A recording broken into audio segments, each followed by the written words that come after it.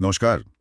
आज हम पंजाब में हाल ही में आई उस बाढ़ पर गहराई से बात करने वाले हैं जिसने काफी तबाही मचाई। और पंजाब की बात हो तो देखिए, ये सिर्फ एक राज्य की बात नहीं रह जाती। हाँ। भारत का अन्न भंडार कहा जाता है इसे। हम्म। देश का लगभग 20% गेहूं और 12% चावल यहीं से आता है। सही। तो जाहिर है, जब यहाँ बाढ़ आती है तो इसका असर सिर्फ पंजाब तक सीमित नहीं रहता है, बल्कि पूरे देश की खाद्य सुरक्षा पर सवाल खड़े हो जाते हैं। सही कहा। तो आज हम इसी विश्लेषण के जरिए समझने की कोशिश करेंगे कि ये बाढ़ कितनी बड़ी थी, इसके पीछे क्या कारण थे, क्या ये सिर्फ कुदरत का कहर था या इसमें इंसानी चूक प्रबंधन की कमियां भी शामिल थी, और सबसे जरूरी, इसका असर कितना गहरा रहा है। और ये जानना वाकई चौंकाने वाला है कि पंजाब के सभी 23 जिलों को बाढ़ प्रभावित घोषित करना पड़ा। सभी 23? हाँ, सभी के सभी। ये अपने आप में एक अभूतपूर्व स्थिति है। आमतौर पर बाढ़ कुछ खास नदी घाटियों या निचले इलाकों तक सीमित रहती है, लेकिन पूरे राज्य का प्रभावित होना ये संकट की गंभीरता को दिखाता है। पूरे 23 जिले, ये आंकड़ा ही हिला देने वाला है। चलिए इसी पैमाने से शुरू करते हैं। विश्लेषण में जो आंकड़े दिए गए हैं वे वाकई चिंताजनक हैं। लगभग 1902 गांव पानी में डूबे होने की खबर है। हाँ, और इसका सीधा असर सोचिए 3,80,000 लोगों पर पड़ा है। इतने सारे लोग अपने घरों से, अपनी जमीन से प्रभावित हुए। और खेती का नुकसान तो बहुत ही बड़ा है। करीब 11,70,000 हेक्टेयर कृषि भूमि। 11,70,000? हाँ, इतनी जमीन प्रभावित हुई है। ये वो जमीन है जो हमारे लिए अनाज उगाती है। और सबसे दुखद पहलू है जान का नुकसान। विश्लेषण के मुताबिक अब तक 43 लोगों की जान जा चुकी है। जी, ये सिर्फ आंकड़े नहीं हैं, ये जिंदगियां हैं जो खत्म हो गई। बिल्कुल। और एक दिलचस्प बात यह है, या यूं कहें कि दुखद समानता ये है कि सीमा पार पाकिस्तान के पंजाब प्रांत में भी बाढ़ ने लगभग ऐसी ही तबाही मचाई है। अच्छा। हाँ, वहां भी 43 मौतें दर्ज की गईं और 9 लाख से ज्यादा लोग विस्थापित हुए। तो ये दिखाता है कि ये संकट कैसे पूरे क्षेत्र को प्रभावित कर रहा था, नदियों की सीमाओं को नहीं मानता। अगर भारत के पंजाब की बात करें तो कौन से इलाके सबसे ज्यादा प्रभावित हुए? विश्लेषण गुरदासपुर का जिक्र करता है, जो नक्शे पर उत्तर में है ना? हाँ, गुरदासपुर सबसे बुरी तरह प्रभावित जिलों में से एक रहा। वहां 329 गांव प्रभावित हुए।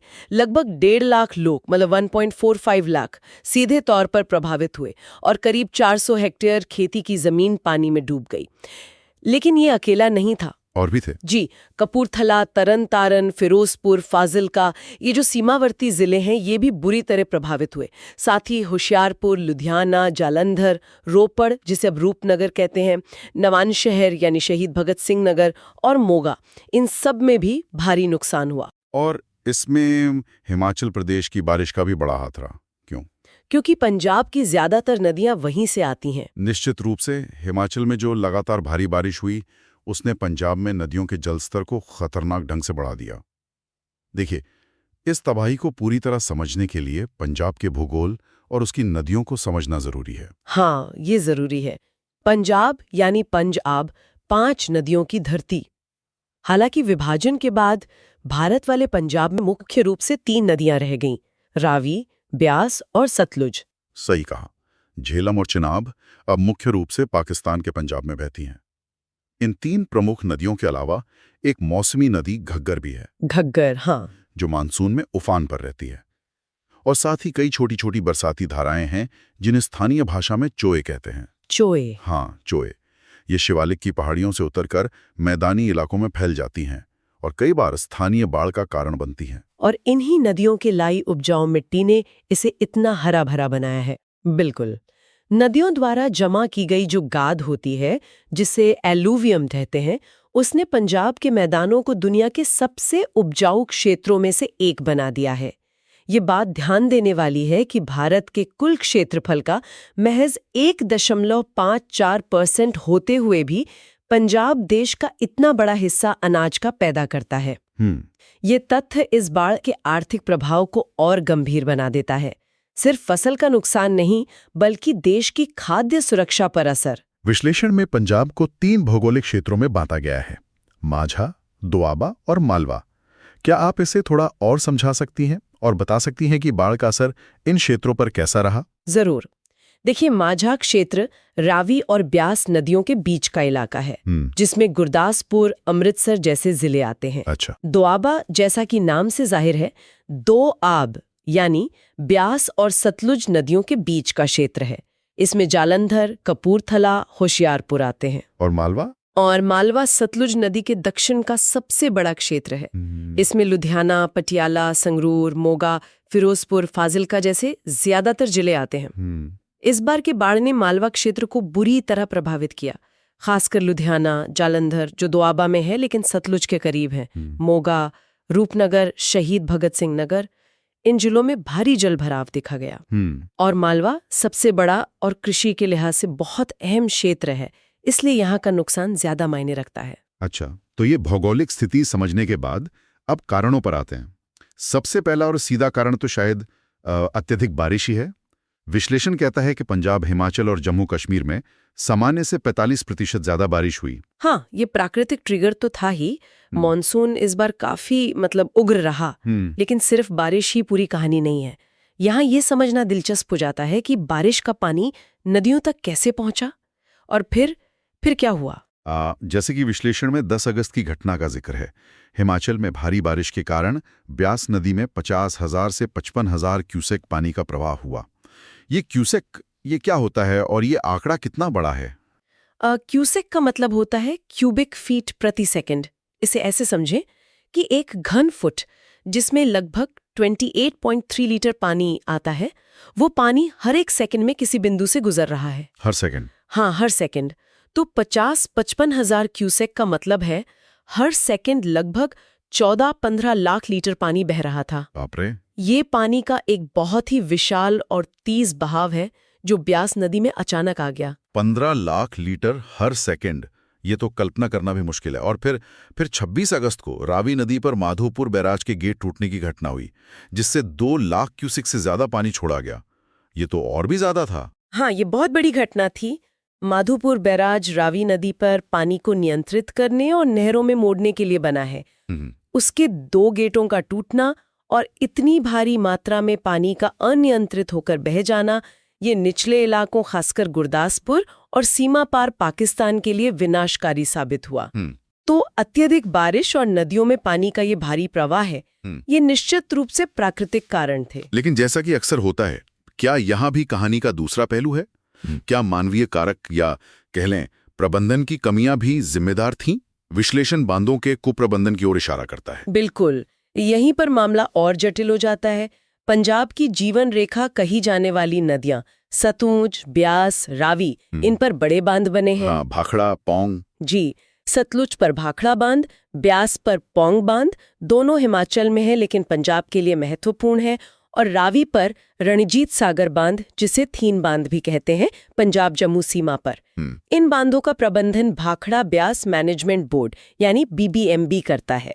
और इन बांधों का काम तो पानी जमा करना और बाढ़ रोकना भी होता है ना? हाँ, इनका दोहरा उद्देश्य होता है।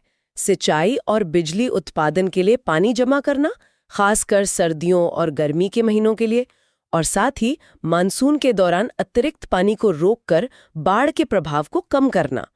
लेकिन यहीं पर संतुलन साधने की चुनौती आती है। किस तरह की चुनौती? चुनौती ये है कि अगर मानसून के शुरुआती दौर में ज्यादा पानी जमा कर लिया जाए, इस उम्मीद में कि बाद में बारिश कम होगी, और फिर अचानक बहुत ज्यादा बारिश हो जाए, तो जलाशय क्षमता से ज्यादा भर जाते हैं। तब बांध की सुरक्षा के लिए अचानक बड़ी मात्रा में पानी छोड़ना पड़ता है। और अगर ये पानी बिना पर्याप्त चेतावनी या तैयारी के छोड़ा जाए, तो ये निचले इलाकों में कृत्रिम बाढ़ ला सकता है या मौजूदा बाढ़ को और गंभीर बना सकता है। तो क्या इस बार ऐसा ही हुआ? विश्लेषण में BBMB पर आरोप लगने की बात कही गई है। हाँ, BBMB पर अक्सर ये आरोप लगते रहे हैं कि वो जुलाई अगस्त में ज्यादा पानी रोक लेता है, ये तर्क देकर कि सर्दियों में पानी की जरूरत होगी। लेकिन जब अप्रत्याशित रूप से भारी बारिश होती है, तो यही जमा पानी मुसीबत बन जाता है। इस बार भी ऐसी ही आशंकाएं जताई गईं कि शायद पानी छोड़ने में देरी हुई और जब छोड़ा गया तो मात्रा बहुत ज्यादा थी। विश्लेषण में 2022 के नियम बदलाव का भी जिक्र है, जिससे BBMB के शीर्ष पद पर किसी भी राज्य का अधिकारी आ सकता है। क्या इसका कोई असर पड़ा? देखिए, ये सीधे तौर पर कहना तो मुश्किल है, लेकिन पंजाब में ये चिंता जरूर बढ़ी है कि इस बदलाव से शायद बोर्ड पर राज्य का प्रभाव या नियंत्रण कम हुआ है। अच्छा। और हो सकता है कि पंजाब की स्थानीय चिंताओं के प्रति संवेदनशीलता में कमी आई हो। जब फैसले लेने वाले सीधे तौर पर प्रभावित होने वाले क्षेत्र से नहीं जुड़े होते तो कई बार जमीनी हकीकत नजरअंदाज हो सकती है। ये एक बहस का मुद्दा है। और 26 अगस्त को माधोपुर बैराज के गेट टूटने वाली घटना, क्या उसे भी प्रबंधन से जोड़ा जा रहा है? हाँ, कुछ विशेषज्ञ और स्थानीय लोग रंजीत सागर बांध से छोड़े गए पानी की मात्रा को माधोपुर बैराज के गेट टूटने का कारण मान रहे हैं। उनका तर्क है कि अगर पानी नियंत्रित तरीके से और कम मात्रा में छोड़ा जाता तो शायद बैराज पर इतना दबाव नहीं बनता। इसे खराब प्रबंधन या समन्वय की कमी के एक उदाहरण के तौर पर देखा जा रहा है। हालांकि इसकी पूरी जांच होनी बाकी है। इसके अलावा और कौन से मानवीय कारक सामने आए? विश्लेषण में धस्सी बांध और अवैध खनन का जिक्र है। हाँ, धस्सी बांध ये पंजाब में नदियों के किनारे बनाए जाने वाले मिट्टी के अस्थायी या कह लें कमजोर तटबंध होते हैं। मिट्टी के? जी, मिट्टी के। ये सामान्य पानी के बहाव को तो रोक लेते हैं, लेकिन जब नदी में भारी बाढ़ आती है तो ये अक्सर टिक नहीं पाते और टूट जाते हैं, जिससे पानी तेजी से गांवों और खेतों में घुस जाता है। ये बाढ़ से बचाव की पहली लेकिन अक्सर नाकाफी रक्षा पंक्ति साबित होती हैं। और अवैध खनन, उसका क्या रोल है? नदी तल और किनारों से अवैध रूप से रेत और बजरी निकालने से नदी का प्राकृतिक संतुलन बिगड़ता है। किनारे कमजोर हो जाते हैं, नदी का रास्ता बदल सकता है। अच्छा। और बाढ़ के दौरान कटाव ज्यादा होता है। ये पुलों और तटबंधों जैसी संरचनाओं को भी कमजोर करता है। ये एक बड़ी समस्या है जिस पर अक्सर ध्यान नहीं दिया जाता। एक और आलोचना है सरकार के प्रतिक्रियात्मक रवैये की, मतलब बाढ़ आने के बाद ही हरकत में आना। बिल्कुल, ये एक आम आलोचना है, सिर्फ पंजाब के संदर्भ में नहीं। अक्सर बाढ़ रोकथाम, तटबंधों की मरम्मत, ड्रेनेज सिस्टम की सफाई जैसे काम मानसून से पहले पर्याप्त गंभीरता से नहीं किए जाते। जोर राहत और बचाव कार्यों पर ज्यादा रहता है, जबकि जरूरत स्थायी समाधान और प्रिवेंटिव मेजर्स यानी रोकथाम के उपायों पर ज्यादा ध्यान देने की है। इसका मतलब ये हुआ कि पंजाब में आई ये तबाही सिर्फ आसमान से बरसी आफत नहीं थी। इसमें भारी बारिश जैसे प्राकृतिक कारणों के साथ साथ बांधों के संचालन में संभावित चूक, चेतावनी प्रणाली की कमी, कमजोर तटबंध, अवैध खनन और शायद पहले से तैयारी न करने जैसे मानवीय पहलू भी अहम भूमिका निभा रहे थे। आपने बिल्कुल सही समझा। ये प्राकृतिक आपदा और मानवीय चूक या कह लें प्रबंधन की कमियों का एक घातक मिश्रण था। अत्यधिक बारिश ने स्थिति को शुरू किया, लेकिन मानवीय कारकों ने इसे और ज्यादा विनाशकारी बना दिया। ये घटनाएं इस बात को रेखांकित करती हैं कि हमें भविष्य के लिए कितना कुछ सीखने और बदलने की जरूरत है। क्या सीखने की जरूरत है? क्या मुख्य सबक हैं इस आपदा से? सबसे पहला और महत्वपूर्ण सबक तो यही है कि बांधों का प्रबंधन ज्यादा वैज्ञानिक, पारदर्शी और एकीकृत तरीके से होना चाहिए। सिर्फ पानी जमा करना ही लक्ष्य नहीं हो सकता। मौसम के बदलते पैटर्न को देखते हुए रियल टाइम डेटा और बेहतर पूर्वानुमानों के आधार पर पानी छोड़ने के फैसले लिए जाने चाहिए। हाँ, ये जरूरी है।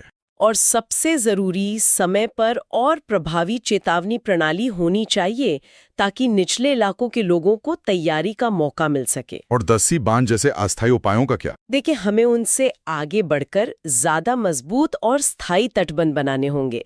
साथ ही नदी के प्राकृतिक प्रवाह को बाधित करने वाले अतिक्रमण और अवैध खनन पर सख्ती से रोक लगानी होगी। नदी को उसका रास्ता देना होगा। तो आज की इस चर्चा से ये साफ है कि पंजाब की बाढ़ कितनी भयावह थी और क्यों ये सिर्फ एक राज्य का मुद्दा ना होकर राष्ट्रीय चिंता का विषय है, खासकर खाद्य सुरक्षा के लिहाज से। 11.7 लाख हेक्टेयर जमीन का प्रभावित होना कोई छोटी बात नहीं है। इसका असर आने वाली फसलों पर भी दिखेगा। हाँ, और हमने ये भी समझा कि कैसे ये तबाही प्राकृतिक और मानवीय कारकों का मिलाजुला नतीजा थी।